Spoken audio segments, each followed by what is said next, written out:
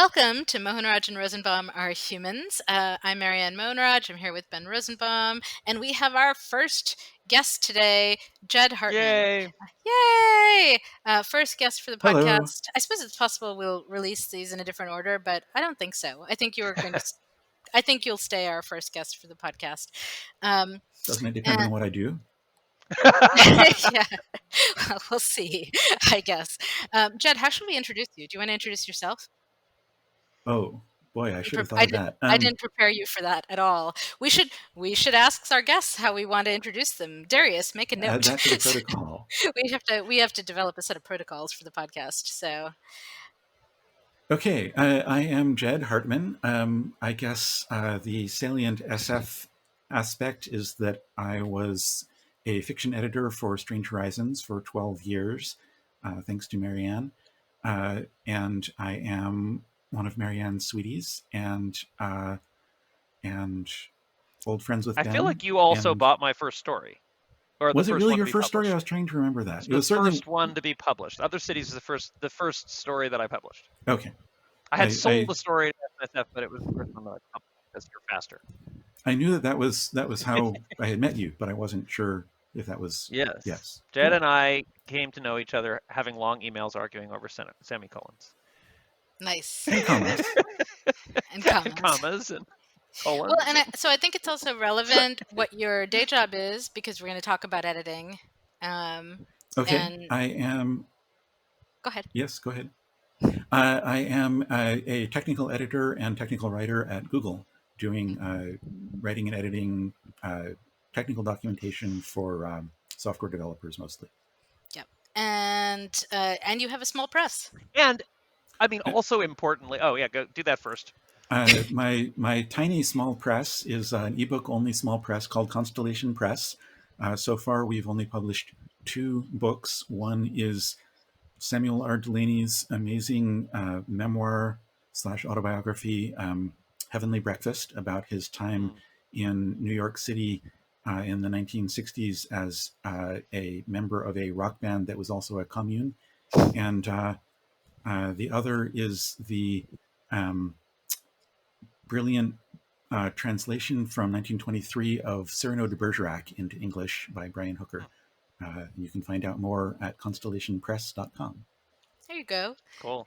Yay. I was going to say, also importantly, the genesis of this podcast is the road trips that we used to take from Marianne's house to Wisconsin, and in which Jed was usually there. So, I mean, this is really getting the old gang back together. A reunion. That's right. Yep. And that, I think that's might be a good segue into, did we want to talk about the dynamics thing? Sure. Before the podcast started, we were talking about conversational protocols, and Jed was asking about whether it was okay to interrupt us, right?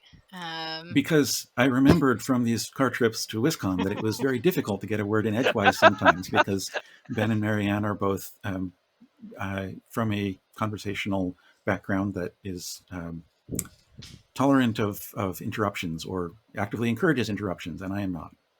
I mean, high interruption. And I think I would say in my culture, it's a sign that you're paying attention and you're engaged, right? So the fact that you're interrupting is it's not seen as interruption. Like, I feel like that's not even the right word for it, right? It's just that you're participating versus not participating. Someone who isn't It is talking, funny that... Yeah. Right. I do find it kind of fascinating. Sorry. That's okay. Someone who isn't talking is kind of like, I feel like there's a phrase my dad would use, like, he doesn't mix well, right? Like the guy who shows up at the party, such as like Kevin, my partner, and like sits and listens, is not going to make a good impression in my family, right? Yeah. So because you're not doing your part to contribute to the lively, flow of conversation. Right. And as I was noting before we started, my background requires minutes of uninterrupted silence before it's polite to jump in, because otherwise you're interrupting people and not respecting what they're saying and all of that. Is that a California thing? I don't think Sorry. so. I think See, I don't Ben know. Ben keeps trying to say something, and we're not letting him. I think we have a little lag. So, but Yeah, yeah. I think that it's fascinating from a cultural background point of view that Marianne and I seem to have the exact same conversational culture, and Jed and I have diametrically opposed conversational cultures. Even though I think my conversational culture definitely comes straight from like the Russian Jewish shtetl, and not Sri Lanka. Yeah. But Jed, you also are very right. Is that are you? Where are your people Jed's of from, Jed? Jewish descent, Well, but Yeah, like I'm part of my family is Russian Jewish, but the other part is Norwegian. oh, it's the oh, Norwegians won out. That's what yeah, happened. that's right. Well, But and on the you know, other hand, we know somebody else who is of that same background who talks just like y'all. So I don't know. Maybe it's an East Coast Interesting. thing. The same background of a mixture of Russian Jewish and Norwegian. Yes. Yeah. Well, I don't know that's if I we're can mentioning easily see names, that but I think going I either will. way. Those are you such can. so I diametrically mean, opposed that like one's I going to think win, maybe, That's right. you mentioning names is fine unless you think they're going to be like horribly offended by what you say. So, and then we uh, can bleep it. so yes. Are Jesse. you Jesse? Jesse Stickgold, Sarah. Oh, it's from that background. Yeah, Oh, yeah. Oh, I didn't. Well, I yeah, didn't know that. So, yeah. yeah. The other person in the car with us was often Alex Gorevich, and he'll be probably our second guest on the podcast. Um, and he is definitely of the fast pace Yeah. and loud. He adds volume to this dynamic, and so Everyone who knows me will be stunned that there is someone else who adds volume, like that Alex would be the notably loud one. So, well, I mean, you and I both will sometimes add volume, like mm, when we have those WisCon conversations late at night in the lobby at 2 a.m. Typically there's a third person there shushing us and saying people are sleeping. Ben, Marianne, one of us has to keep our voice down, has like to be yeah, reminded, right? Actually, I guess not in the lobby, but if you're in the hallway outside the rooms, which sometimes they happen there at conventions. Yes, and maybe I'm not being fair to Alex. Maybe he's no louder than I am. So I have to say that this little island in my week where we make this podcast is like an absolute like like um oasis and like rejuvenation because I'm usually immersed in Swiss conversational culture, which is much closer to Norwegian. So I am spending the whole week like reining myself in and trying to remember to stop and make long pauses and ask questions. It's not even enough to pause. You actually have to solicit people to talk. And so like and not just overrun everyone. So like it's like, it's like I kind jumping of into cool water on a hot day when I jumping into hot water from from or warm water on a cold day, yeah, perhaps. That that's might be right. Yeah, that. that's right. Yeah. That it's interesting because I think it's also, and I don't know that I've ever thought about this before, but I think it's gendered in my family. Hmm. I feel like if my sisters listen to this, they're going to be like, "What are you talking about?" But I Huh. think this is true that the women are much more likely to quickly talk over each other, like whether when we're cooking or talking about which girl has gotten into trouble with what boy or whatever it is, like. And my mom is the oldest of 9, 8 of whom are girls, right? So there's 8 Hmm. girls and 1 Hmm. boy. And I think those sisters got very used to like, you better talk over Hmm. someone if you want to get a word in. Otherwise, you will be Interesting. the silent sister because there's 7 others who are talking, right? Right. So they developed, I think, that kind of, but I think it's actually kind of common throughout the Sri Lankan diaspora community that I know Hmm. that, like, I don't know, interesting. Whereas the men, are more likely to kind of sit back a little bit, but then when they start talking, hold forth. Like they might Yeah. pontificate or they might be more of a raconteur, right? Like depending on their style, some of them are funnier, some are more whatever, but it's Mm-hmm. you know, so and they'll argue over each other as well. I'm trying to like I don't see a lot of like and partly it's because I think the conversations were separate, right? Like Hmm. the women would be in the kitchen mostly and Mm-hmm. the men would be in the living room. And so I don't have a lot of examples in my head of everyone being together and the men talking over the women. Like Mm. didn't happen so much because they just weren't with each other. Yeah. And when we talk about this kind of dynamic, often in gender terms, you talk about like men needing to make space for women. Not for me because I talk, Hmm. but But But maybe that is because of that definitely part of it. family. From Go ahead, Pam. No, no, you go. That definitely is also another part of it for me that I am trying to. I mean, not necessarily with y'all, but in mhm. general, am trying to sit back and not talk over women. Yeah. Right. And then, so I, I guess I was going to say, like, I think it's both the Sri Lankan culture. Also, I went to an all girls high school, and I think that made a big difference. And I worry a little for my daughter because she's not going to have that experience. And is that going to make her, less assertive when she gets to college than I was? So, don't know. I do We'll think it's see. somewhat more traditionally gendered in my family, and I do think that is. I mean, what Jed said, but that's something I struggle with a lot. I mean, that's probably like a good proportion of the sexism that I go around perpetrating in the world is not shutting the fuck up when I should. And Yeah. interestingly, like that's actually, I mean, we talk also a lot about family dynamics and stuff on this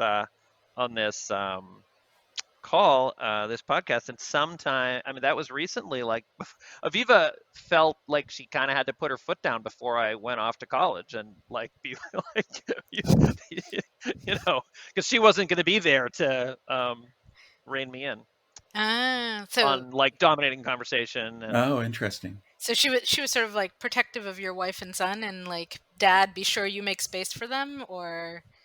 what tends to happen without Aviva is that Noah and I talk about geeky topics. Mm-hmm. And Esther sort of, her eyes glaze over sometimes and she checks out, and not in like a passive aggressive way. She's just sort of like, well, they're having fun, but just Mm-hmm. but in a way that I think does reinforce this sort of fucked up traditional gender dynamic where she's just like, oh, like I'm here enjoying your company, but you got to pick the topic, and like, and I do most of the talking often. I mean, not always, but like Noah's very interested in like starting me on lectures, and then he'll like pepper and interrogate and whatever. But he actually quite likes when I deliver paragraphs, right? Mm-hmm.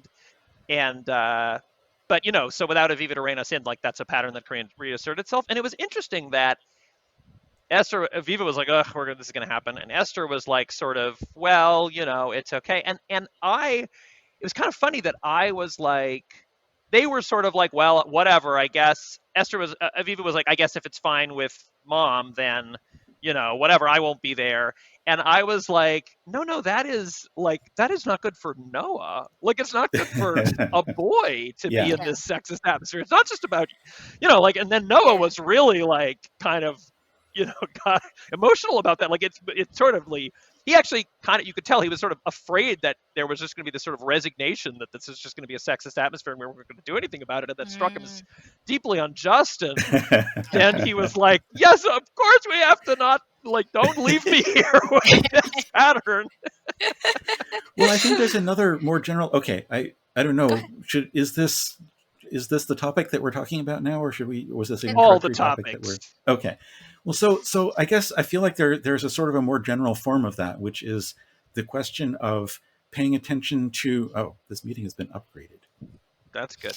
The form of the question of paying attention to what everybody in the conversation is doing and whether they are all involved and whether they're all engaged and whether they're all paying attention, and for whatever reason, that's a big part of my background is the making sure that everybody is enjoying themselves and trying to bring people in if they aren't.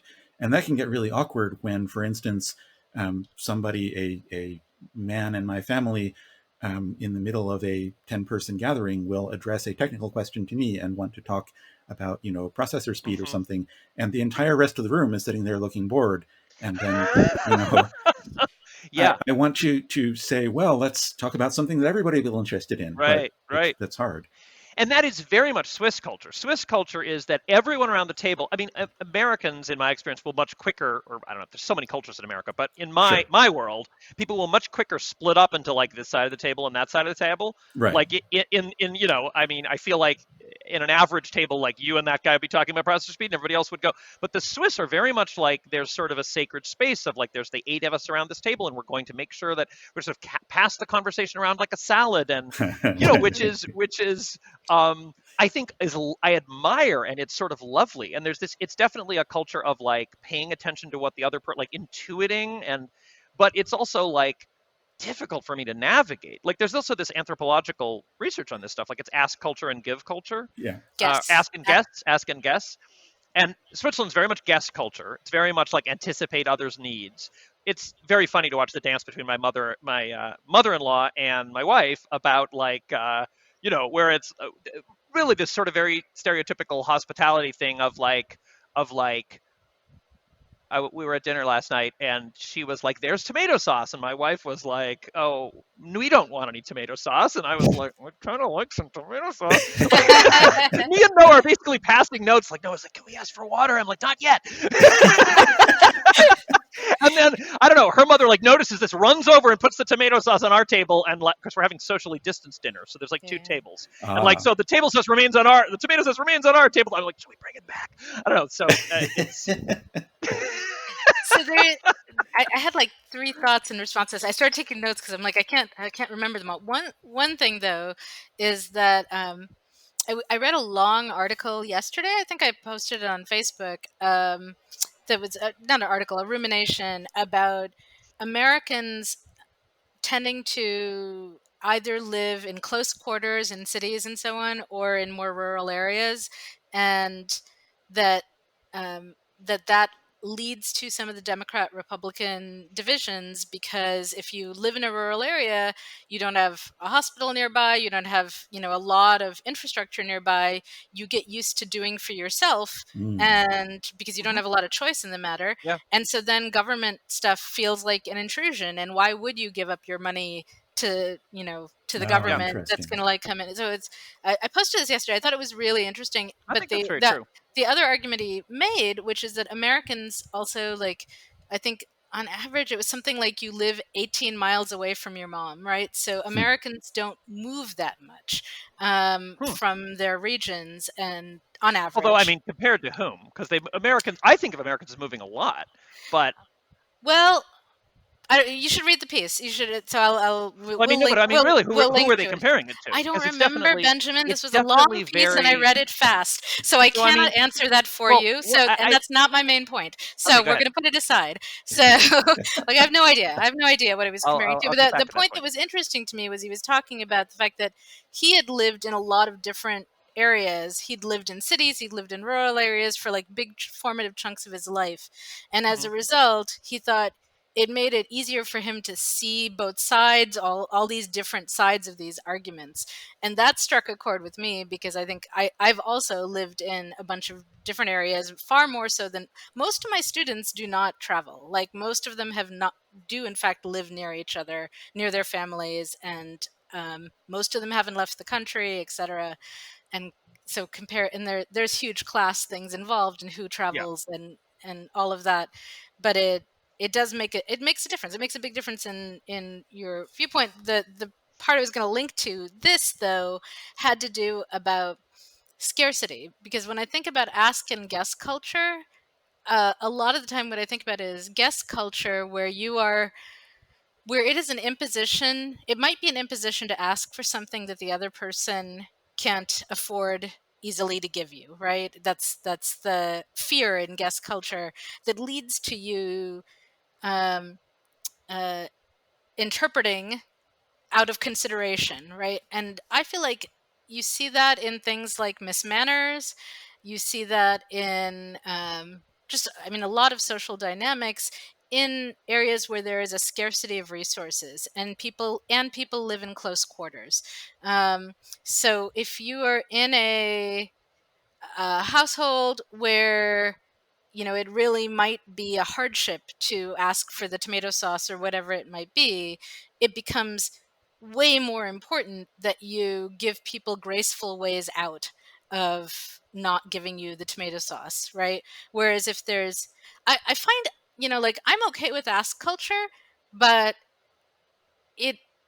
it implies a certain resilience of something, spirit or whatever else, that it's okay to ask for something that you might say no to. Kind of, I don't know, like, there's a fundamental basis of, like, you're not going to hurt the person by doing that, and I think that's interesting. Am I making sense? Yeah, but I'm not sure. Well, I mean, so a couple of things. Like, I think that the class thing is huge in mobility, Right. And I think that if upper middle class American is writing to other upper middle class Americans, going, like, Americans don't actually move around as much as you think. Most Americans live in 18 miles of their mom, because most Americans are poor. then that right, 100%. But like America as a country has like for a long time been a place where you could like pick up and move from one place to another, and this is the same language, it's the same legal system. You cannot do that in Europe. You cannot do that in most of the world. And I mean, maybe it's a big country, small country thing, maybe. But certainly, my wife was like, went away when I went to college in an upper middle class America. Like all my friends were going off to college, hundreds of Yeah. miles away.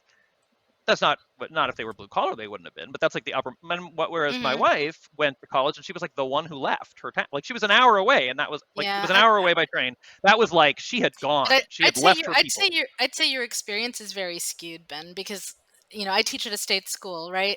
And most of these students, they're not poor, they're middle class, they're solidly middle class, and going an hour away for school is a lot for them. Their families mostly don't do that, right? So Yeah, I'm not so saying I am saying that the average American experience is not like mine, yeah. but that it is more.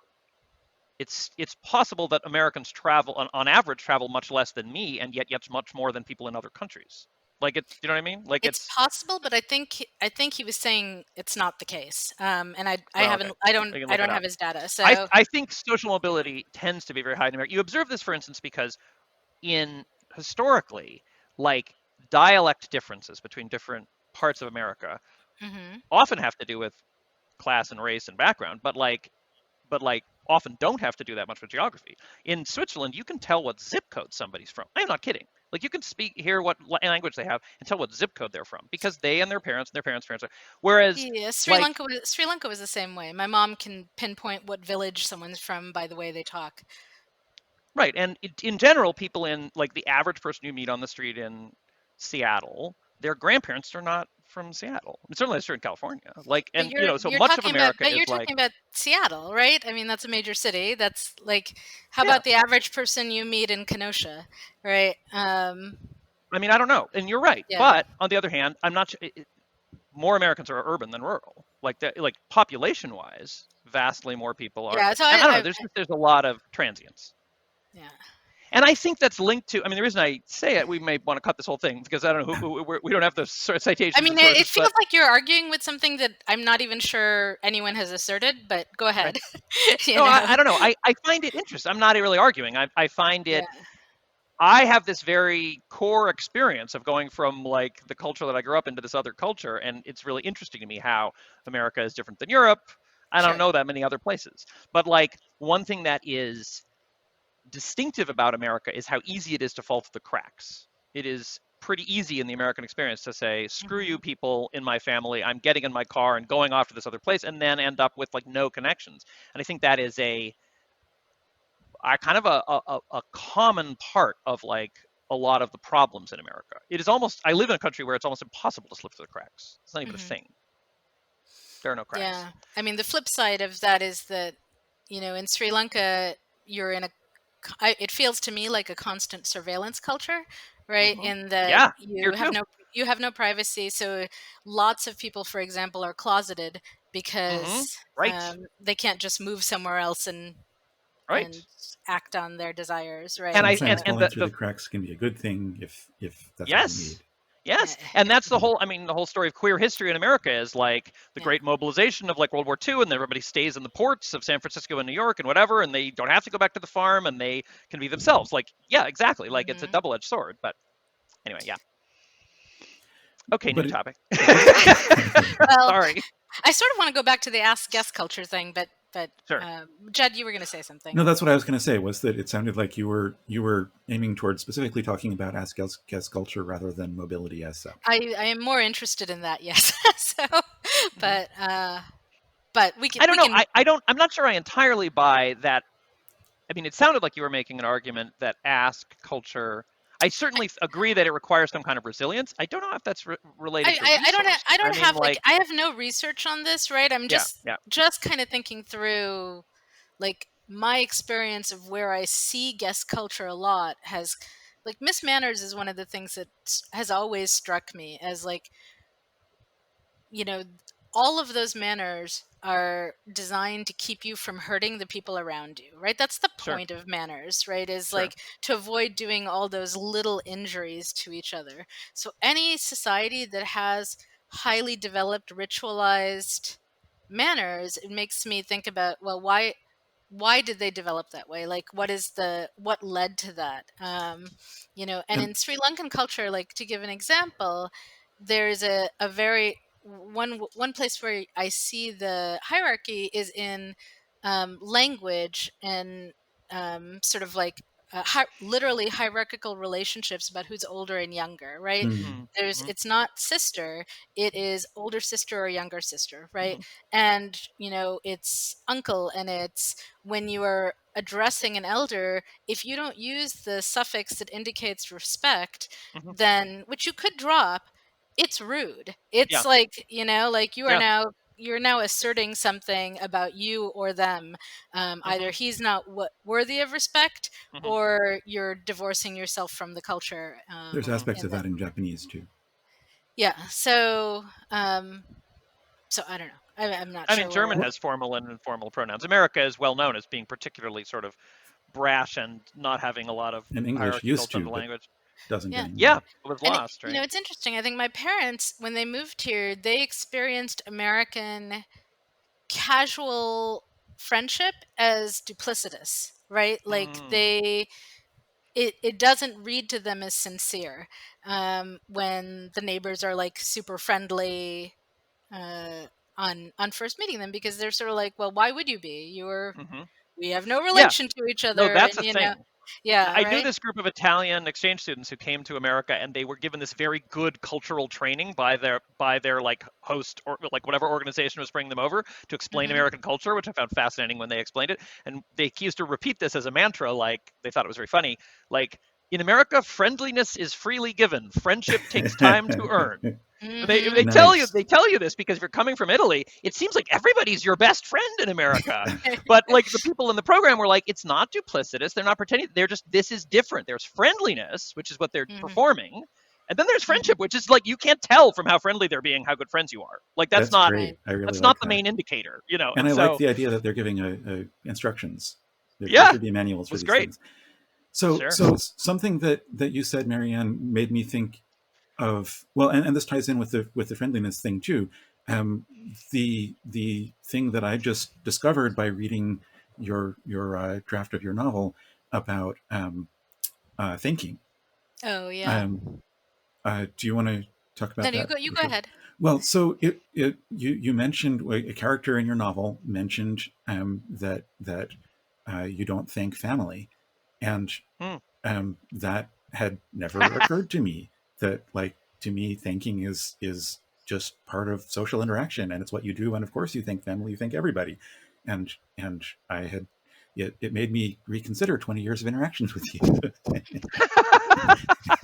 Where maybe it had done some damage to our relationship because I was being super rude, No, no, and no. you were Where doing nice things for me. And no, I'm serious. I'm like, I actually think that probably was part of our relationship dynamic, right? That you would do nice things for me and I would not thank you, and on some level that was like a little bit of grit that was irritating, and you let it go. But you had to let it go, and I, of course, did not realize that this was happening. Right? Does that make sense?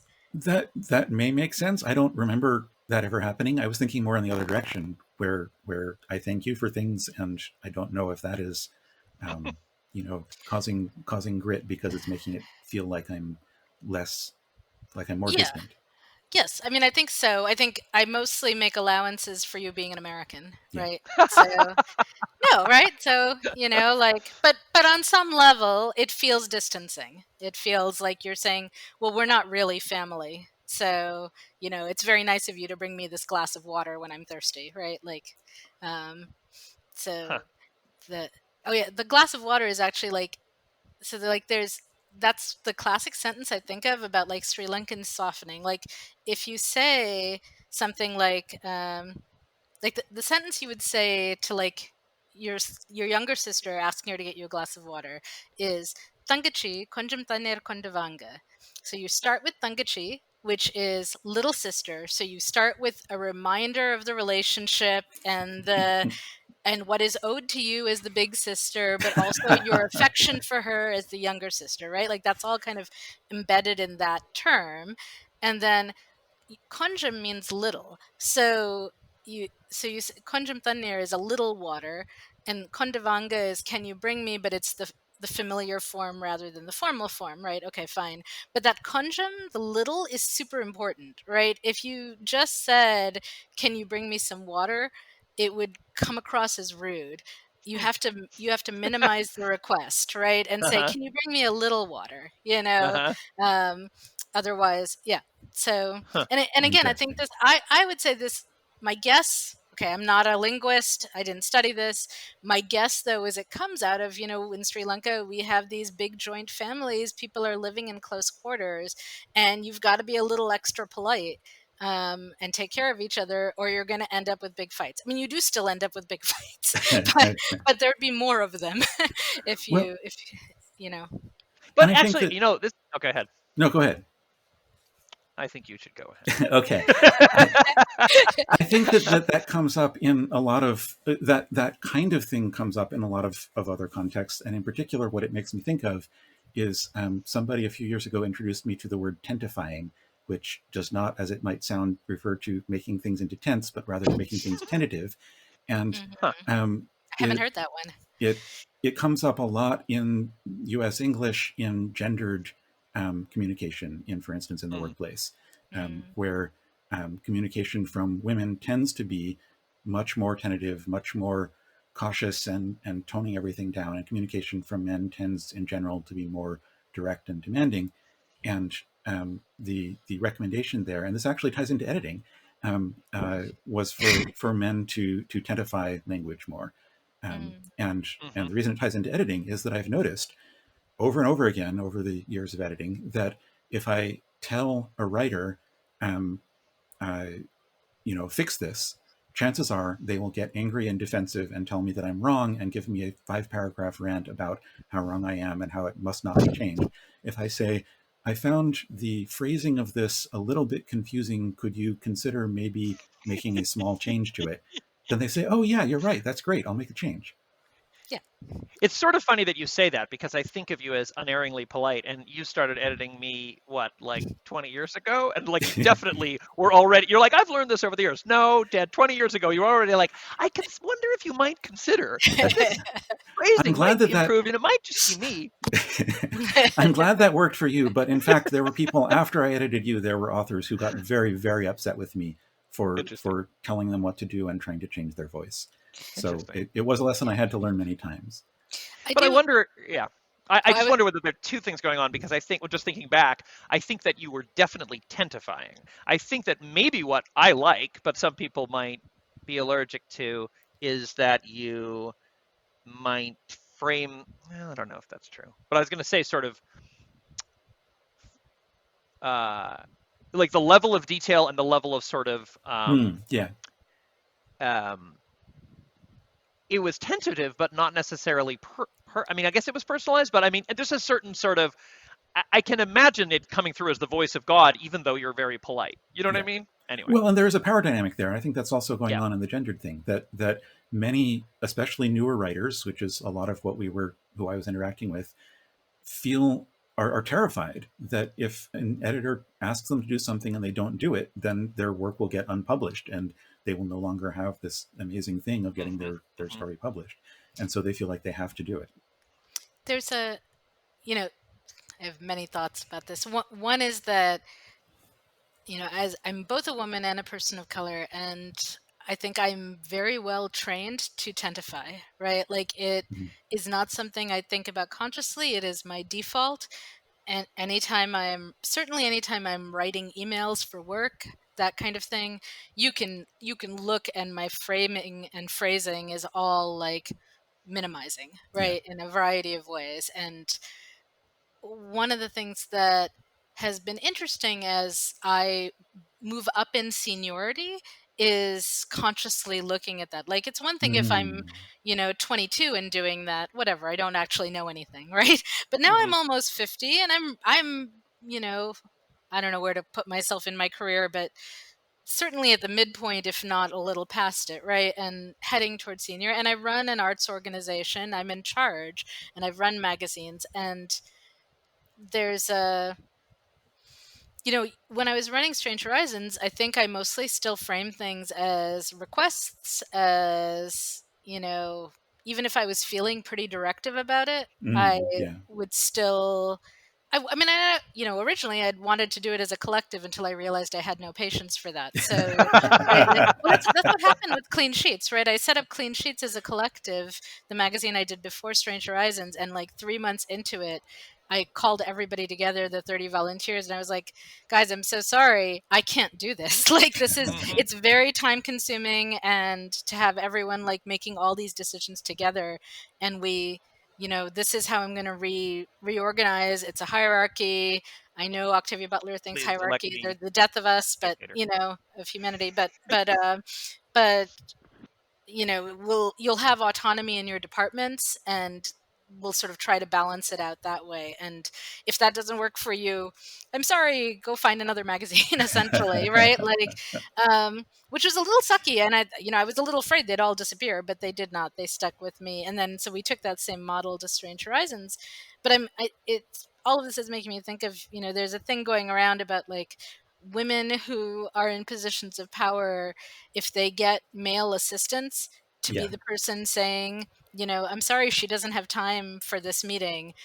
People Or are invent much male assistants. Or invent male assistants. Yeah, people are much more likely to take that as, oh, this woman is very busy. Yeah. Fine, Whereas if I say it directly, people push, and that has been my experience. That's People fascinating. people push back against that. So, um, and and want to argue with me about how much time I have. So part of all of my posting on Facebook about all the things I do is it makes evident to anyone paying attention that I am actually quite busy. There was a woman at one point who wanted to meet with me to talk about property taxes in Oak Park. And I was like, well, I'll be at this meeting. I'm happy to meet with you after the board meeting on Saturday, or I'm attending the property tax forum in 2 weeks. You can come meet with me there. And she's like, can't we just have coffee? And I was like, well, I'm scheduled out for the next 6 months. So no, like, if you want to meet in the summer when the semester's over, I'll have more time then. But otherwise,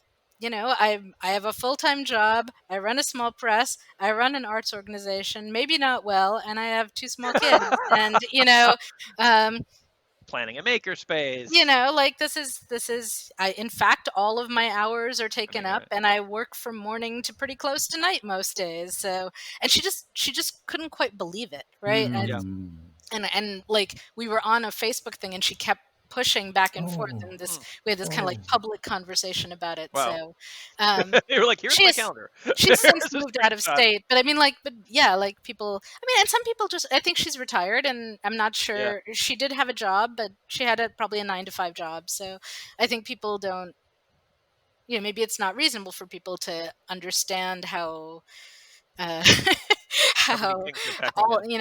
how time absorbing arts projects can be. But anyway, sorry, that It was can a also be whole nice side if note. people take a hint. Even if you weren't extraordinarily busy, saying that you're busy is a traditional way in our society to say no. Yeah, women aren't supposed to say no. That's fascinating. Right? And younger women aren't supposed to say no to older women, right? I think there was some of that dynamic there as well. And, and I don't know if race played a part in it. I don't want to, Right. I don't want to assume. That seems unfair. But, it does sometimes. I think my experience, yeah, one might assume, but you're being gracious not to. Right. I think my experience is that I was just thinking about this when you're talking about tentifying and like business, like in my day job or whatever, and I think I am conscious of tentifying, and but it does seem natural, and I think the reason is that I am very aware that I come across as very you know what I mean? Like, I'm very likely to come across as overbearing if I don't make an effort to like because I speak fast and quickly, and you know what I mean? I can very easily read as aggressive. So that's kind of funny that I do like tend to phrase things very, I consciously phrase things as very like suggesty. Because I think that, yeah. I was going to say something that segues to the other possible segue to the other thing we said we were going to talk about, which is that because and also I kind of wanted to you were saying something about ask culture and guest culture and how cultures that have highly developed politeness rituals. But I think it's interesting that like the other thing that we just explored is that politeness rituals are very much in the eye of the beholder. Like, and sometimes I think we frame kind of like Miss Manners is sort of the voice of like the hegemonic dominant politeness rituals. In a way, I actually love Miss Manners, but I think sometimes she's undermining or deconstructing the she's writing as if she were Emily Post, who's actually the but sometimes she's subverting it. But anyway, I mean, interruption is a great example where like in the culture that I usually live in, interruption is rude. Like but as you point out, like at the Mohan Raj family dinner table, like not jumping in to contribute is kind of rude. You'd come across as sullen is what it would be, right? And that is this is a constant interaction that I have where I'm trying to rein myself and remind myself of Swiss culture. But for me, it's like I say something. I mean, when I first got here, particularly, I would say some stuff, and then they would be a pause, and then I'd be like, "Well, they don't have anything to say. I'll say some more stuff." And then I'd have another pause, and be like, and they'd be like, "God, this guy won't shut up," and I would be like, "They really don't. I mean, I'm doing all the work here." Like so, like hold up your end of the conversation. And at this has been sometimes a source of tension with my wife, and we laugh about how like she lives in America for a while, she gets it, and when we're back here for a while, she often drifts into feeling like I just am unconscionably rude and selfish. And at one point, I printed out this Deborah Tannen, you know Deborah Tannen? She wrote a famous book on like men and women's different styles of communication. But this was about this was a dinner party, a Thanksgiving dinner she had recorded between a bunch of New York Jews who had gone to California and were having dinner with a bunch of California WASPs. And like she does that conversational analysis thing where she marks up like the words and the pauses and this. And she was basically saying like the WASPs viewed every interruption as like stopping the conversation, like grinding it to a halt. Like, whoa, something's happening here. And like and the Jews were like reinforcing each other by interruption. They were like saying, "Oh, the thing! Oh, yes, the thing! Oh, that's the thing!" And they would be like, a crescendo of like positive interruption, which was like contributing. But every time the groups would try to talk to each other, she could like mark the point where they like screeched to a halt because of this disparity in conversational culture. Anyway, so it's interesting when we say. So I think there's this interesting framing of like, well, this is the polite culture, but it's actually she had this list of 3 kinds of politeness or 3 kinds of. I forget if politeness was the word she used, but it was like R1, R2, and R3. And R1, I think, was communicating. There was one that was communicating deference, which is like, I guess, if you say older sister, or you know what I mean, like all those things is like, oh well, I'm reaffirming the hierarchical relationship or something. Like I'm showing deference. One was like showing autonomy, I guess, something like it was sort of like. I think the example she gave was if somebody is like, would you like a glass of water? And you are like, oh no, I couldn't possibly. That was showing like you're not impinging on their needs, which is I think is sort of what you were talking about. That was one kind of closeness or one kind of politeness or a signal of respect. Another kind was where you would be like, I'll have what you're having. Like if they're having water, like you defer to them. Like, well, if you think we should have water, I don't know. And then the third one was where you just go get the water yourself from there. You know what I mean? Like you walk into their kitchen and get yourself a glass of water without asking, which was communicating closeness. Like communicating, which is sort of like the not thanking family thing. Like communicating, I'm at home in your house. Like I'm sort of intimacy. Yeah, intimacy. Yeah. Like so R3 was like intimacy. And so there are cultures where the politeness signals are much more about intimacy and connection, and ones where they're much more about deference, and ones where they're or there's some mixture, or probably all cultures you can communicate all those things, but there's like, you know what I mean? But it's like different emphases are different. Anyway, but it was to just end this. I specifically printed this out and was like, this is my culture. I am interrupting you because we're close. Not because I don't care what you're saying. I do care. Anyway. No, I was going to say, like, I was going to continue on this romantic theme because it makes me think about love languages, right? And there's that whole, I can't remember who came up with this framing, right? Of like some people's love languages. What are the different ones? There's verbal, there's gift, there's acts of service, there's touch, and there's a 5th that I can never remember. Well, there's the standard list of 5, but my theory is that there are many, many more. Yeah. Sure, but the fact that I can't even remember the 5th one is like not so. I can't remember what it is. But regardless, Kevin and I had huge problems with this for many years because I am very verbal and he is completely not, right? Like, and so things like saying I love you, he's done it we've been together 27 plus 27 and a half years now, and less than 10 times I think he's told me he loves me in that stretch, right? So and mostly when I've like been so insecure and stressed out that I've like nagged him into it, right? Um so not ideal, right? And at some point, God, I don't know, at least a decade into the relationship, he said something that was to the effect of like, when I bring you a cup of tea or give you a kiss on the forehead, that is me saying I love you. And I Yeah, was like, yeah, yeah, okay, I can As yeah. interpret you that now. wish. Right, Right, right. like now, like I have the map. Yeah, this is anyone who's writing first contact novels. You've got to take all of this in, right? Because this is how these cultural, that's how you end up with a war on Ganymede, right? So, so like so, um, it eased things dramatically for us, but it actually like ends up feeding into guest culture in interesting ways, right? Because so now I fairly often will be sitting and working on something. He'll wander by and I'll say, "Oh, can you get me a cup of tea?" Or he might say, "Do you want anything?" Right? But let's say he didn't say that and I asked. There's a part of it is that I'm sitting and I've got a laptop on my lap and whatever, and he's up and moving. Um, he has never said no to me asking that, and I ask pretty often, right? And I mean, unless there's something like I'm heading into a Zoom meeting and I'm going to be late already, right? Okay, fine, right? But otherwise, he just never says no. And so there's a before I can ask him to do it, there's a fundamental like I don't know how to do this like assessment of is Yeah. this a reasonable thing I'm asking of him, kind of, Yes. like I don't know, Yeah, and because he's not going to say no. he's not going to say no, right? And he Right. he trusts that I won't ask it of him unless it is a reasonable thing, right? So there it goes. There's a back and forth something there. Yeah, yeah. So and I, I, it's made explicit in things like the Thungachi thing because there the assumption is you are older and therefore more feeble. So of course your younger sibling should be the one to go and get something for you, right? So I think it's, I mean, what I find, I mean, I'm from a very ass culture and I have like this very, like, intellectually, I have this very, it's a lot of appreciation of this culture that I live in, but often I chafe against it. And one of the things that I find comical sometimes is these situations which no one is allowed to actually discover what the other person wants. Everyone is guessing, and everyone is doing suboptimal things, and Yeah. results are happening.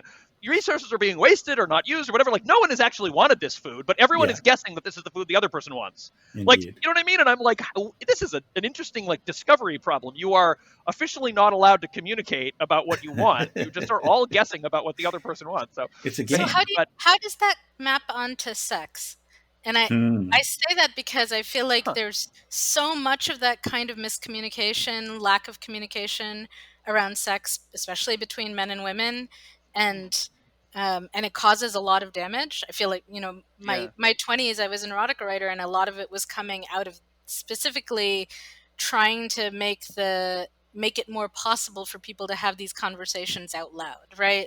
And I would go to these, we'd be at a dinner party and people would ask, so what do you do, Marianne? And I'd be like, well, I write erotica for a living.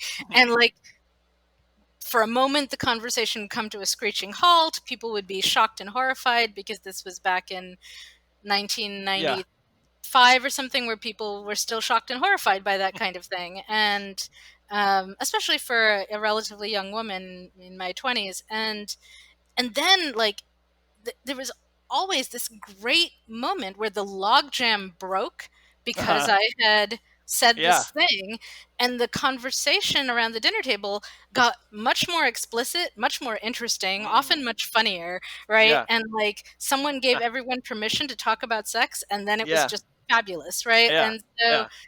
I don't know. I'm not sure quite how to map this into what you were saying, but I feel like there's an overlap. Well, the guess and the ask, and if nobody asks for what they want, I don't know because I'm not in a lot of other Swiss people's bedrooms. I hope they figure it out.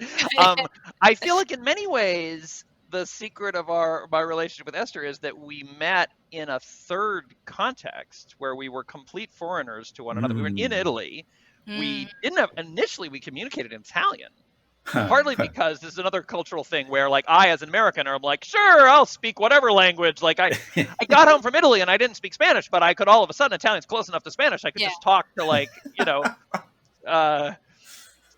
in Spanish because I don't care if I sound terrible. Whereas the Swiss, like, they don't do anything unless they've been trained for it and do it well. So it was like at least a month into our relationship when we had only been speaking in Italian when Esther, in fact, revealed that she spoke English. Her English was way better than my attempt, and she just didn't want to, presume. So, but we were such aliens to one another. We did not, and it was a very solid basis for a relationship, because I feel like so much trouble is caused when you figure, well, why didn't you know that? You know what I mean? Like, how could you possibly, like, I trusted you to know the thing that when, especially if you're culturally close, you're like, it's so hurtful that you would, and we were just like constantly doing things that would bewilder the other one and be like, you're going to have to explain this. Yeah. So I think they've created this very, like, we feel like just our relationship, the two of us, feels like this bubble where we have a lot of very explicit communication, because in the beginning we did not know what the hell we were talking about. Yeah. It's kind of funny that due to there's sort of a moment in the relationship where you say I love you. Like, it turned out that this came much earlier than Esther intended it due to translation problems. Like, because there are gradations in Switzerland. Mm-hmm. Where essentially this would be the equivalent of saying, like, I think I might have a little bit of a crush on you or something. But anyway, so we didn't know what we were saying anyway. So it's super cute. So for us, there's a lot of explicit communication, but I don't know how the rest of the Swiss do it.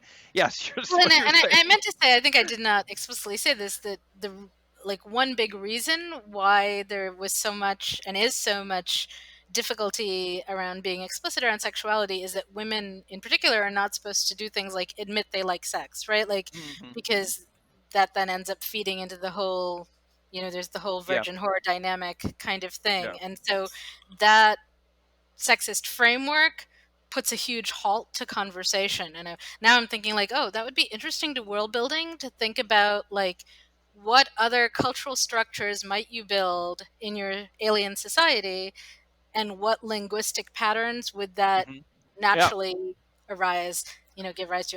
That's absolutely, I'm way too lazy a science fiction writer to do that kind of work, but it seems like very Tolkien-y, right? Like, that was all of, half of the unraveling is me making up words because of social structures. I think you could tie both of those things, what both of you just said, together with the first contact thing, and imagine a first contact between alien species going better in a context where neither of them is at home, because their expectations are shifted. And now I'm thinking, there's you mentioned the first contact scenario where a miscommunication leads to a war. I don't know that I've seen a first contact scenario where miscommunication leads to the two species getting into bed together. That would be good. Well, also, I sort of feel like there's a whole option that they're like, one species thought they were in bed together, and the other thought something totally different was going on. Like, one species is like, we just had sex, and the other one is like, we just had a religious ritual, and I don't know, like. Yeah. So I think we're buying a house. I don't know what. I was going to say there's a Diane Duane novel that I actually ended up rereading recently called Doctor's Orders, where McCoy ends up in charge of the Enterprise somewhat accidentally, but they are doing first contact with these three species on a planet that all have very different language and thought structures, similar to like what Ted Chiang does in Story of My Life, which got made into the movie Arrival. What is it? The Arrival, right. So and Delaney and Babel 17, right, as the precursor to that. But I guess I just wanted to call out Duane. I think does this a lot in her work, and she does it well and consistently. Another example is, I'm going to forget who this is, C.J. Cherry, I think, who had those aliens that didn't have friendship as a concept. Like, everything was in kinship ties and relation to that. And so the envoy to this species, Foreigner, I think is the first book in the series, the human envoy to the species is there alone as ambassador and is incredibly lonely, right? He can never be kin to them, and they have no concept of friendship, right? So like, and he Nice. keeps trying to become friends with them, and they're like, what is it you're trying to do here? This is not a possible thing, right? And Yeah. they kind of feel bad for him, right? It's this, like, he's clearly miserable, and it's I don't know, it's you I feel like a lot of time when people do alien things, they don't do, and myself included, they don't do a good job of making it alien enough. Yeah. Yeah, I Right? never feel like Absolutely. anything is alien enough, honestly. It's like Yeah. one reason why I like have very rarely written aliens, Yeah. because I feel like, I love the idea of alienness, but I mean, most of my science fiction is sort of like post-human-y. I hate that phrase, but like some descendant of our world, because I feel like the actual like aliens just feels like we never get it weird enough. Well, and like, Like it should what be are you gonna more alien than and what are you dolphins, gonna and do they're with them in your pretty book, alien. right? Yeah, Sorry, yeah. you No, know, like, it's sort of yeah, like, and it seems like this. It's like one of these standard hacks where it's like there's the universal translator. Like we show up and we meet the dolphin people, Right. and then there's like the universal translator, and it's Yeah. like that's sort of begging the question. You know what I mean? It sort of feels like a cheat. It's like, I get that there's something, everything's built on some. There's always hand waving somewhere, and you always have the thing you're interested in, and then around that you have to sort of fudge Right. your way to it. But it's just always sort of, and I love lots of stories. I was just gonna mention, when you said about the sad, lonely ambassador, that there's actually loved, Rebecca Orr. There's a book, Becoming Alien, that she wrote that I remember reading as a kid. I don't know how well it holds up, but I have the scene engraved in my mind where this stowaway from Earth, or captive from Earth or something, ends up as a cadet in the Galactic Academy, and there's all these different species, and they're all very much like some Earth. Like they're like the folks who were like bats and the folks who were like, bears and whatever, but they're mostly mammalian. And like I think that the human is adopted by some, like the bat-like species that just sleeps in big piles, which sounded great. Like it's just sort of like lots of people sleeping in a pile, the whole family. And there's some bird-based species, and they're like a little bit weird, and they don't really get along with the mammals, and it's very strange. And like the rector of the school is this bird, like looks like Big Bird basically, and they're like all, and then there's a sort of tragic scene where they like are sneaking around spying on the rector of the school as like a prank or whatever, and they're like, oh, you got to come see, he's feeding the toilet, and they like go and peek in a hole, and I guess the human is like, oh, he had too much to drink and he's throwing up, but no, he's feeding the toilet like it's a baby bird. Like he's so lonely, and so like it's such a very like chewing the food and then vomiting into the baby bird is like such an important ritual of connection, and he's like surrounded by all these mammals and nobody gets it, and he's like just like doing it's sort of like masturbating, except it's this parent-child feeding them with your food ritual. Anyway, and then that's a great moment. I'm like, that's kind of like, I know, and it that's should one of the feel things. that. I think my aliens tend to be my first pass aliens are a little, they're just too human, or they're too similar to like animals on Earth, and it takes going back in and like pushing at it. And now, of course, like, I'm working in this universe where I have a novella published, and so I've established a bunch of Yeah, you get aliens staked in the already. ground. Yeah. So, and I think what I'm trying to do, hoping to do, as I go back in and do more work in this universe, is surfacing the alienness of them that was not apparent in the first story, but does not actually contradict anything I wrote before. Yeah. That's having the color between the lines is always interesting. Yeah. I remember critiquing a story of yours, and there were these lizard people, and they had a lot of very lizardy stuff, and then at one point they kissed, and I was like, it feels like they stopped being like, can they do something cool and lizardy and that's like feels like kissing but is lizardier? So I think that it's worth noting that that is a genre convention, and not the kissing lizards as such, but the aliens who are based on Earth animals, for instance. And I think that given that we're probably never going to get as alien as real aliens might be in science fiction, that you have to pick a point on that spectrum between aliens being exactly like humans, maybe with funny foreheads, or and total. And many of our relationships. And some of it is like, what is the project that you're engaged in, right? Like, are you going to ramp up the alienness to the far end, or do you actually want it only a little bit away from human, right? Because of Yeah. whatever you're trying to explore with your work. So, And I think that, well, so that brings me to a couple of things that I wanted to note in passing. Which one is that there is this tradition in science fiction of using aliens as stand-ins for other cultures, and mhm. and although that is problematic in many ways, and I don't recommend it, I think that it highlights the fact that in many cases, I mean, this sort of is what we've been talking about. In many cases, the aliens that we see in science fiction are not even as alien as other Mhm. cultures on Earth or even Right. your neighbors on Earth. We don't have a Yeah. universal translator between as culture and guest culture. Yep. Yeah, yeah, that's what often that's I think why that's sort of a pet peeve of mine, that the psychological deep root that not alien enough aliens taps into with me is this expectation of normativity. Do you know what I Yeah. mean? Like um yeah, I mean just sort of like um yeah, just and I mean that's which is why animals are kind of a good, like that's often the feeling is like this. First of all, other human cultures, like this isn't even as alien as other human cultures, and also like animals, Yeah. the world that we live in contains creatures that are so, and the fact that we can't communicate with that, with there are aliens living on our planet, except they're not aliens, but like dolphins clearly have a language. They're talking to each other all the time, and we can recognize their names. Like we figured out that like this is this dolphin's name, because like that dolphin will announce its name when it comes, and the other dolphins will respond. And then when that dolphin is away and the other dolphins mention that, it's like relevant. You know, like you could tell, oh, they're talking about that guy. Like that's a real biological finding.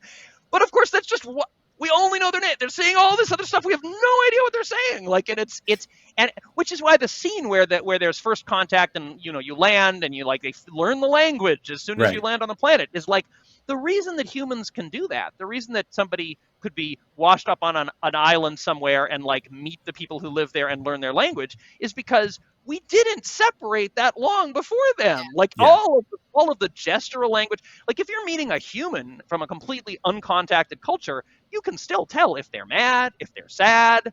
They Although, point at although, things. although the gestural language, even that can be a little confusing. Yeah. Like, like that, like the head Sure, shake and so on can be sure. like the opposite of what Americans would Yeah, expect. yeah. Well, So, well, there are stylized gestures that are part of linguistics, right? Like yeah, nodding, and but then there are like there's four tones of prosody that are hardwired, which is like soothing, angry. You know what I mean? There's like a bunch of stuff that's like the basis on which you can build like learning a language, because you can do stuff and the people, and also you're occupying the same space. There's yeah. enough parallel evolution. They probably have a word for this. They probably have a word for that. You know what I mean? And like, Well, and it's not just parallel linguistic evolution. It may also be biological evolution in terms of, if that Steven too. Pinker is right, then our brains are optimized specifically for language of the Yeah. sort that we use. Yeah, I mean, I don't know how your idea is, but it's definitely our brains are a lot more similar to dolphin brains. So you can, you know Yeah. what I mean? It's like, so if you actually like dolphins are very similar to us compared to aliens that we would meet on All right, another so we should, we planet, should we should and just give up, right? we We should can't. just go write realist fiction and be done. No, No, I know, I I don't know, know about that. I know. I often feel like the most realistic aliens in science fiction are in farce. Like Mhm. Douglas Adams' aliens in Hitchhiker's Guide to the Galaxy, a lot of them are like, yeah, that's probably, if you meet an actual alien, it's probably going to be like it's a super intelligent shade of the color blue. That's going to make as much sense. Well, so yes, but there's also the question of we are writing for humans. And so I'm thinking of, for instance, there was a comic book, I think in the 80s, called Moonshadow, which I I loved, remember but the that. aliens in it Yeah, were completely unknowable. They would do yeah, things that were yeah, completely random. And I yeah. thought it I was love kind of that a comic neat book. concept for aliens, but Yeah. I'm not sure that it was dramatically satisfying. I In mean, I that think case, it I think it can was be. I fairly well think done. numinous, mysterious. We mentioned Stories of Your Life, Sure. and it feels like, and also the movie take on those aliens did feel like there was a lot that was numinously strange in a way Yeah. That that I that thought so, felt. but that numinous thing is interesting, right? Like Duane does that too. She talks about them, I think, as like higher order beings, essentially, and it becomes religious almost, right? She Hmm, starts blurring that line in interesting ways, and hmm, kind of the way she thinks about religion hmm, um, comes out in in that. And anyway, there's Well, I'm not a big fan of higher order anything. I mean, I don't think that's a useful way to look at biological systems, is that they are, you know what I mean? Like, there's no higher. well, There's but just there's niches. there's more complex and less complex, right? I mean, you could say that. I mean, You kinda. you Although you even that I versus think is somewhat subjective. you versus a single-celled organism. Except a single-celled organism is that's drawing arbitrary lines, right? Because I am a collection of a whole bunch of cells that have decided to work together, and a single-celled organism is actually part of a community of cells which are all interacting. Like, the amount of like single-celled organisms, you take a cube of soil, the amount of like there's an entire economy. No, there's like or like the thing that they've discovered about the forest, like the myelium, like this fungus communications, where a forest will, like, one tree will, like, they'll shift resources from one. There's like a parasite here, so we're going to shift resources to the other side of the forest. And like the amount of like there's like biological warfare and communication, and like there's an entire. Now, obviously, if you draw a circle around one cell, it's not as complicated as me, but that's cheating because I'm a trillion cells. You know what I mean? Like, Well, I guess I draw a would say circle around a I, trillion I would cells in say, the forest. I don't know. but I don't think you're really disproving your point. I think you're talking about, well, there are two different complex systems. One goes this way, one's more spreading outy, one's more, building uppy, whatever you want to do. But they're still both complex systems, and that wasn't really my point. My point Sure, was all that, of me is more complicated than my little finger. I'm willing to give you that. yeah, But right, but when you talk about, but I just mean that's not high. Is that higher? Yeah, sure. Okay, so higher order in that sense, in the sense of, yes, you stack atoms into molecules and moles into, sure. Yeah. But it doesn't sound like that's what she means. What she means isn't. I mean, she raises the question. I don't know that she comes out hard and firm on anything, right? But she has beings who exist in more dimensions than we do, for example, right? And have more control of the environment than we do. She has some that have more control of time and moving in time than we do, right? We're on a linear path. They are not. So they have access to a level of organization that we don't have access to. So I think you have a reflexive reaction against the word higher that is kind of I getting don't in think the it's way of. reflexive. I don't think it's reflexive. What you're talking about is that we meet people who have more power than us. That is an old story. We meet people who can, wow, they can do things we can't. These people They're, have arrived, they can do shit we can't, they seem they're like also gods. Well, in her stories, they also are limited in ways because there are things, and this is true of right. This is kind of what happens in Arrival, right? Like when we see the people who have this take on things, our assumption is they're going to be powerful, but in fact, they are tremendously constrained, right? Like that's the Yeah. whole center of the stories, and Right. I would say she does the same thing. It's a I mean, I different love word. that. I Like love different. I love different. I'm just resistant to. you're super resistant to higher. Well, it's not because I mean it's. I think it's a muddy and muddying concept. When I talk about numinous strangeness, I'm talking about like that it's beyond what we can. We push to the edge of our Ineffable. comprehension, and there's this symbolic order beyond it, which is full of mystery and wonder, and I love that. But like, for very good reasons, not at all reflexive, very good historical reasons, I am suspicious of the relationship of numinousness, of awe, of wonder, and power. Like, I mean, you know what I mean? Like, what, Sure. like, I don't know. There sounds like a lot of, you know what I mean? Like, anyway. I Are think we going to let Jed talk about, yes, or are we going to pester Jed to we talk can set about this aside. objectivity Well- and subjectivity in literature? Or I do was we almost wanna thinking save that? we should pick up with that next time because I Okay. think we're like setting it up very well for that being the focus of next week's Do episode. we get it next time right? with Jed? And we might only Yeah, have yeah. 20 minutes. Oh, Yeah, good. yeah. I don't think we can cover it in 20 minutes, but I think Sure. this is all really good background. Jed, I had another What- thought, but was there something you seemed like you had something you wanted to no, say? I wanted to throw in one more thing about the really alien aliens, which was the name of the title of a panel I attended many years ago. Anyway, that there is a biologist, I think, who does a slideshow at conventions, or used to, called Alien Sex, and it was entirely about insect sex on Earth, and it was amazing, and it went way beyond anything that I'm used to seeing portrayed as alien sexuality in science fiction. So I mean, that's the thing, right? Like, on the one hand, you want things to be not so far off that they're not comprehensible, whatever. But on the other hand, I think lots of us, and I'm going to keep citing myself as a bad example of this, which means no one's ever going to go read my science fiction. But it's wonderful. You should read it. It's good for other reasons. But this is, I would say, a failing and a flaw, and I'm working on it, and I'm going to get better at it.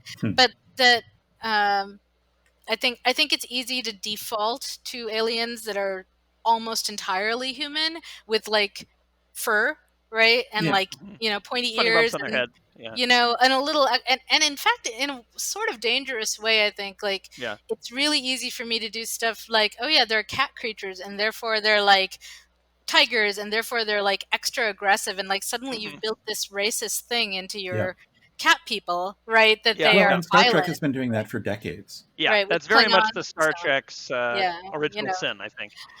Right. So that's, I mean, it's something we all should struggle with. But I guess I think what I'm asking for myself, for any writers reading this, is to like push our aliens just a little more in the alien direction, right? Like, like go watch the insect biology talk and like, start saying like, what if it was this way? What if it was that way? Right. And I do think it depends a lot on what project you're engaged in, and I do think it depends on how you set reader expectations. Because I mean, there are definitely things I mean, Star Trek grated on me because there was this sense that they were taking it half seriously, that it was like, we're going to actually think about how Vulcans and Klingons are different, but you still have kind of like the angry species and the logical species.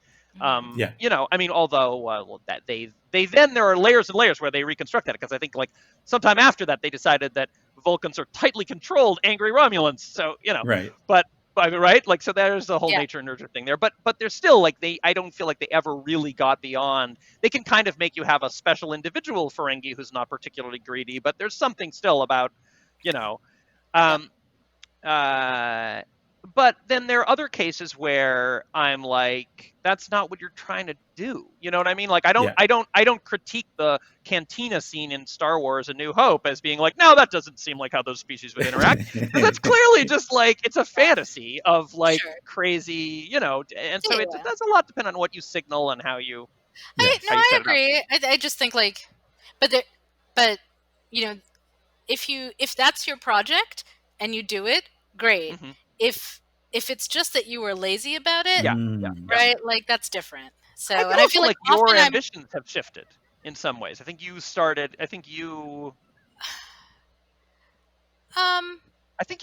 are increasingly interested in this project that you're talking about in some ways. Is that not true? Yeah, maybe. Well, or I mean, I don't know. This doesn't need to get all into like me and critiquing myself, but I guess I would say that it has always been my difficulty writing genre fiction, that the world building and inventive pieces of it layered on top of feel like a lot of extra work sometimes, layered on top of the plotting and characterization and everything else that I am reasonably okay at doing generally.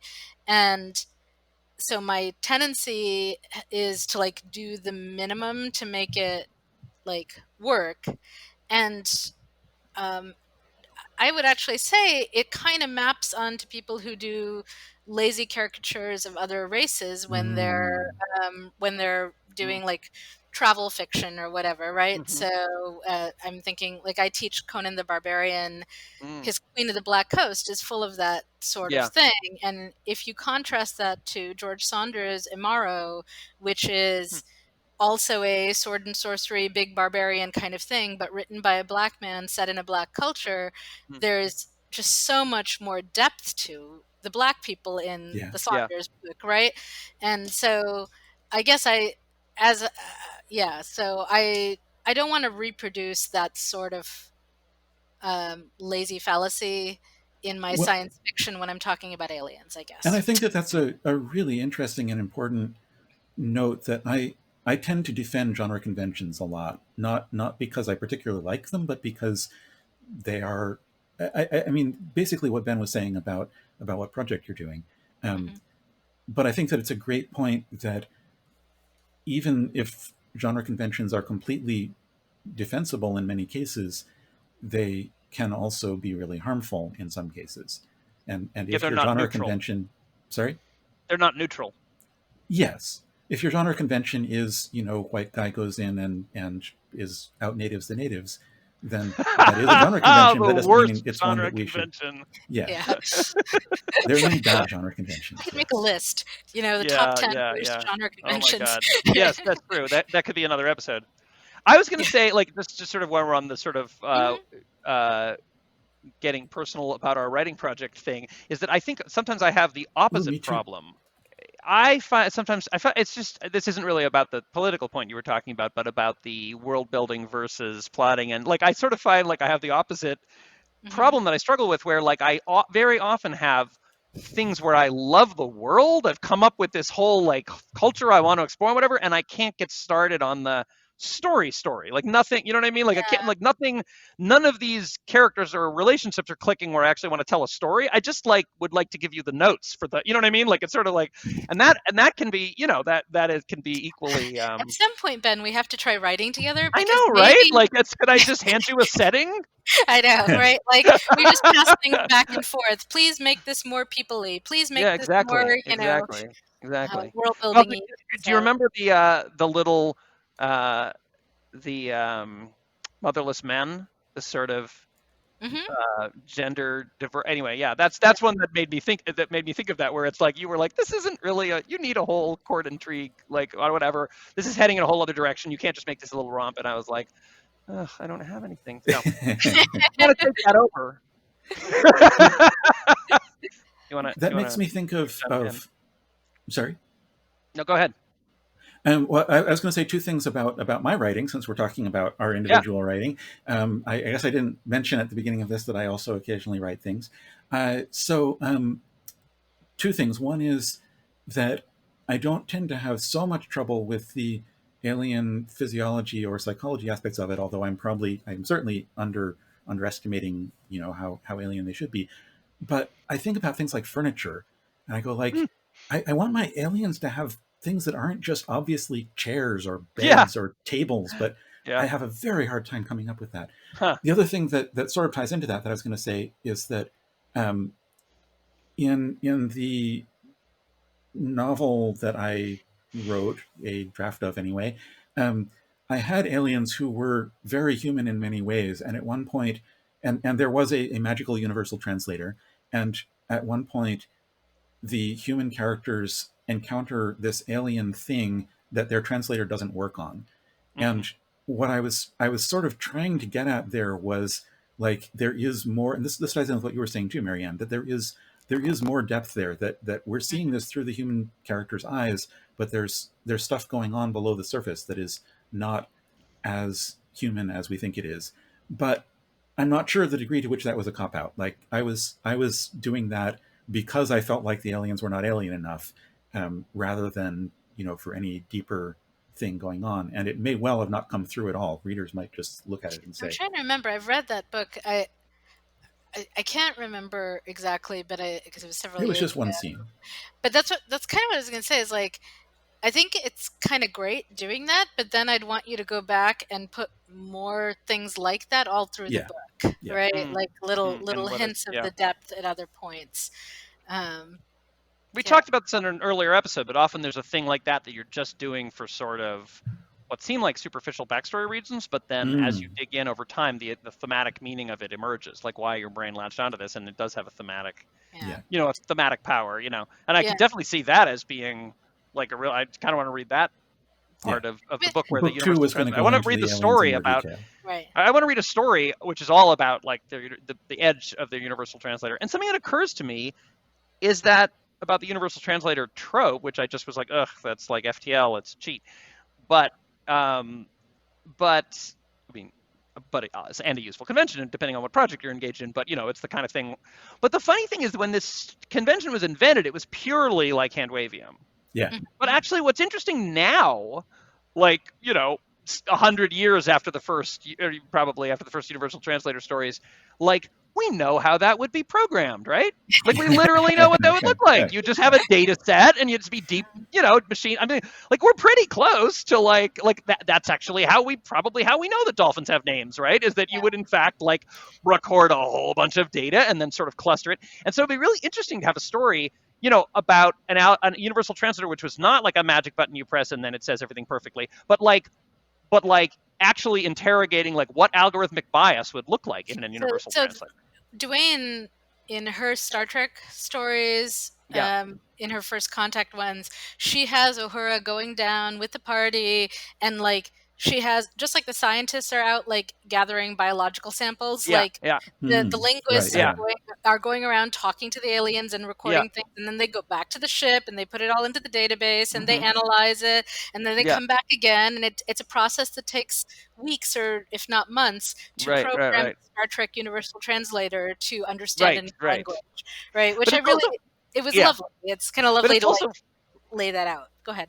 That is awesome, because it's nice to have that like layer of it, but it's also funny that feels very much like sort of 1960s or something anthropological fieldwork. We've made out these notes, as opposed to like this sort of like, well, we need 1 billion hours of data, so we're just going to position drones over your whole planet for a year, and the difference being that in the 1960s sort of, I don't know, anthropologist in the field, it's like, well, we've figured this out and here is our reasons. Whereas the interesting thing about software today is it is this sort of mystical thing where it's like, well, we have this thing, now we think we're translating their language, seems to work. We have no idea we don't know why it works. It's like, this is what the math has produced. And that where there's bias things where it turns out 20 years later, we've been totally misunderstanding these aliens in this very distinct way that had to do with the drift in our initial test samples. And you know what I mean? Like, no, and in fact, like these books of Duane's that I'm citing are ones I read in high school mostly, so it would have been in the late 80s or so. And she might write them very differently now. I feel like we shouldn't move on without mentioning like other texts in the genre that do interesting things with linguistics. And so Suzette Hayden Elgin's, I'm going to blank on the title of this novel. Native Tongue, in which she invents this women's language of Ladan, is, I think, one of the main things that really digs at it well. Are there others that... Do you know the Ursula K. Le Guin story Solitude? I think it was in a later collection. It's an amazing story in which there's this human culture which has basically decided, I think, children go around from hut to hut sort of interacting and learning languages, but like once you become an adult, it's completely unethical to like communicate with another adult. Like essentially any kind of like communicative transaction or persuading, or there's this fear of sorcery. Sorcery is basically getting someone to do something because you want them to. And you know what I mean? There's like this taboo on adult communication essentially. And it's really fascinating take on it that intersects with language. Any others that I'm forgetting? Sure. I feel like we should be able to put together a big book list. There are dozens. There are many, many science fiction stories that deal with. All right, so Jed's going to list them for us, and we'll put them in the notes to the episode. And of course, there's like the classic Star Trek episode, Darmok and Shalada Tanagra, right? Like Darmok is the title of the episode, right? That always comes up for this. I think it fundamentally probably doesn't make any sense, but I love it so much. I don't care, So... It doesn't, but Jed's college degree was in computational linguistics, if I'm remembering right. So sometimes making sense is a little overrated. Yeah, it makes emotional, metaphorical sense. Yeah. I will say, it's a great episode. It's one of my favorites. When I'm complaining about my laziness or other people's laziness in this kind of, alienness or whatever else, it's because, and this is going to lead into next week's episode. It's because I think it means the work is not as good as it could be. Because every time I actually do that extra work of going back in and poking at it, what seemed like a superficial thing ends up leading me to add often a whole extra layer of depth to the project overall, right? And this is, I'm reminded of in Wisconsin Chronicles 9, I want to say, or 5, I can't remember, maybe 5. Wisconsin Chronicles 5. 9 was the one I edited. So I think it was 5 that was centered on race. And there's a piece in there about a comic artist, graphic novelist, who was writing stuff set in another culture. And for whatever reason, I don't know if she got called out on it or whatever, it came to her attention that there was something wrong, superficial, casually racist, whatever. And so she decided she'd drawn out much of this comic, right? Mm. A lot of labor. But she decided to kind of set it aside, go back in, research, fix this issue of representation, do it well.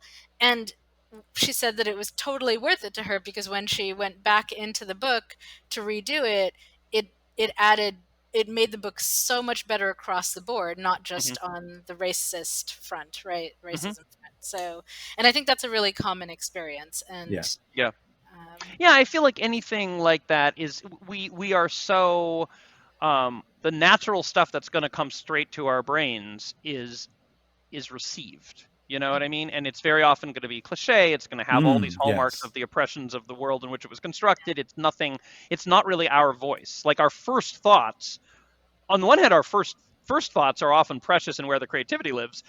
Maybe it's the first editing past it, but there's a way in which our first thoughts are this jumble of stuff that is specific, new and strange, which we often edit out if we're not careful, and stuff that is like just clumps of received, you know, what we've been told, and we don't have any particular powerful relationship to, and often which carries all of this, is encrusted with racist and sexist and whatever kind of crap, and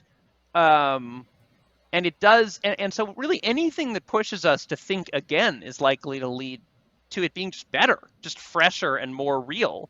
I mean, that's true of political inquiries. It's also true of like even just getting the math right. Like even just sort of like I don't know, my experience in writing the novel was that I would like put stuff down and then I'd be like, all right, whoa, how many people live in this area, and like how many, like, okay, they're living on the inside of a planet, how would that work, and how are they, what would be the, and I literally remember being like, okay, this would be the tensile strength, like, which is like, of course nobody's ever gonna care, nobody with me is ever gonna know. But what's interesting is that when I find, oh, it didn't work, I have to come up with a new way that pushes it in so much more interesting directions. Like I end up having to solve problems that I've set for myself, but like, or where it's like, oh, what would that give? I was like, oh, wait a minute. If they live 800 years and they have a stable population, that means any group of 800 people only has one baby per year. How does that work? Like why parenting is a scarce resource in this culture. You know what I mean? Like all of a sudden there's like, what would give rise to that? Like I have all these cultural questions about what makes parenthood scarce, and because it also, I've decided it's not a top down, like it'd be easy to be like, okay, well, you're only given, the government gives you this ticket and only they, but no, I've decided that there's like, it's like sort of anarchic, like everybody's just doing so then what is it that there was a great novel that explored China's one-child policy in science fiction. I'm going to blank on the title, but it was recent, a few years ago, by a Chinese-American writer, and it's a near future extrapolation of exactly this. Like you're only allowed to have one child. What does that do to society? And what she had it do is the government encourages women to take multiple husbands because it's such a problem having these unattached men roaming around causing trouble, right? Because of selective abortion. And so the book opens with there's way too many men, right? And what do you do with them? And this is a problem China and India are facing right now. And the book opens with like this woman and her two husbands deciding whether or not to take on a third husband. And then that's set across this kind of like corporate espionage spy thriller stuff. As she does a great job. You don't know the name? I'm forgetting. I'm completely forgetting, but we'll put it in the notes. I will look it up and put it on. My memory is terrible. Yes, go ahead, Jed. I should say we're running close on time, that's what I was going to say. Okay, so we're wrapping up. I think we're going to pick up next time. My plan is that all of these questions about doing things better or worse are going to lead very nicely into the question of like, is there such a thing as good or bad fiction? Which you would think would be straightforward, and yet we're going to disagree, I'm pretty sure. And I will try not to yell at them about it. But the battle lines have already been drawn. Yes, but I have a final note, but it's a little bit like circling back around. So, is there anything either of you want to say first to close this out? Any last things you didn't get to say? Anything where we spoke over you? I have various other things I want to add, but they are all topic openers rather than closing words. So I will save them for another time. You could list them as riffs. You could list them, and what is in your head at this point? Okay, you mentioned Darmok, which reminded me about Juliet Wade's story, Let the Word Take Me. Juliet is a linguist, and she loved Darmok, but recognized that it didn't work linguistically, so she wrote this other story. Hmm. I wanted to mention the the politeness thing where you ask somebody if they want something 3 times, and they're supposed to decline the first couple of times. That seemed to fit in with things that we were talking about. And I also wanted to mention active listening and how you can be engaged in conversation even if you are not actually speaking. Really? I mean, you tell me this is a thing, and yet. So, well, I'll finish with something circling way back around to the that whole idea of when it's okay to just talk and not engage the other people at the table. So this is kind of like Yeah. what you were saying about the Swiss passing the ball, the conversational ball around. It reminded me of 2 things. One, my son is 10 now, has ADHD, and had a very hard time in school from like kindergarten through 3rd grade. It got a little easier as he got older. At the start of, I think it was 4th grade, we tried him on ADHD meds for the first time to see if it would help him focus a little better in school. And after, I don't know, a week or so, he asked if he could stop taking them because he said the problem was that it made him focus too much, and he had to listen to all the boring stuff his teacher was saying instead of what he'd been doing before, which was zoning out and like telling himself stories in his head. And I thought that Yeah. was, and it made school much more miserable for him, which I Yeah. thought was fascinating because a lot of what Yeah. the teacher says is repetitive and so on, right? Mhm. And so we were like, okay, I'm all right with that. And so like we now kind of our catchphrase for as long as it's an ongoing question whether we make him go to public school, whether because it is hard for him, but I sort of keep saying, well, but this way he learns how to develop a rich inner life, because in life you are Mhm. going to have boring meetings and so on that you have to sit through, and like you don't want to be miserable in them. You want to be able to give the appearance of paying attention, catch the significant things that you actually need to know, right? These are like important social This is a skills. very And so, distinctive characterization of life. Life, where you have to attend boring meetings and you just have to get the important things. Like I mean, that's I mean, life. if you can escape it, bully for you. But I find it difficult to escape that You might be projecting your in my perspective of life. life. I don't know. I think it's a pretty common experience. Well, Maybe it's not a for very everyone. common experience, but I think Yes, if you went to some trouble, you could avoid having any meetings you at could, all. but I'd rather Be a he night had the watchman skill to and be able to deal with it rather than have to shut sure, off sure. that entire avenue, right? So, in any case, developing a rich inner life, etc. Um, but I was thinking about that, and then that made me remember that when I was in college, I was I was enamored with various math grad students at the University of Chicago. At one point, I was dating 4 of them in the same department, which I wouldn't necessarily recommend to anyone. Um, it was, I mean, I it kind was of want to read poly. that story. The uh, necessarily really I makes that will sentence write. good. I'll write it at some point. But we were poly. Everyone knew about everyone else, but Sure. it was fraught in a variety of ways, and it didn't last for very long in that configuration. But the Poly fraught math. That's like you. Yeah, yeah, those are the but tags the for the story. I like the relevant thing here is I spent a lot of time that year, my junior year of college, hanging out in the basement of Eckert, the math building, listening to them talk about math, right? it. And it was so they would they're sitting there, they collaborate a lot, they're throwing ideas around about theorems. I understood none of it, right? Like I could not participate in that conversation. Every once in a while they would sort of realize I was there and like sort of say like, well, should we talk about something you can join in on? Like they'd want to make the effort to include me, and I would tell them like I'm fine, right? And I was fine in part because there's that moment in A Fish Called Wanda. Do you I guys, I was don't know. gonna say a fish called Right? Wanda. So A Fish Called Wanda, right? Like There's this moment where it's like someone speaking in another language, and like it's like so sexy to have this person speaking another language, in part yeah, because you're Jamie Lee Curtis and they're it made them Kevin seem Kline. really it made them seem really no, smart, it's oh yeah, Kevin Kline too, but right? It made also right, yeah. So My type of guy. it was in particular this sort of like they're having a conversation that is above, like it's over my head. I can't understand it. Even if I studied, I mean, these are like some of the smartest math people in the world, right? Like, even if I tried, I might not be able to understand it. And I found that incredibly sexy. Which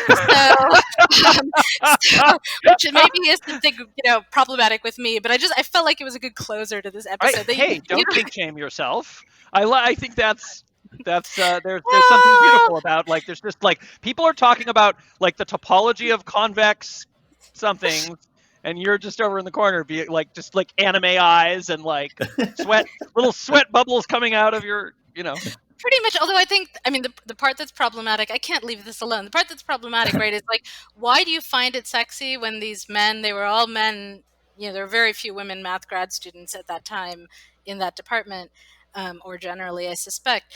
Why do you find it sexy that these men are smarter than you? Like, may tie into some gender dynamics that are not great, right? So, But serious question, like, what if it was a group of women mathematicians talking about things way over your head? I don't know. I think we should set up the experiment and Yes! see what happens. Put out a call. Put out a call on Facebook. That's right. Yeah. Maybe it would be fine. Maybe it has nothing to do with a Zoom call. It probably work over a Zoom call. That's right. That's right. So, all right. Oh, and I did want to say one other completely different thing, which is that if all of our talk about like you need to go and like make your aliens more alien or whatever, like all the research involved and the kinds of things Ben thinks about is intimidating to you, my best hack for that in writing science fiction has been relying on Facebook, in fact.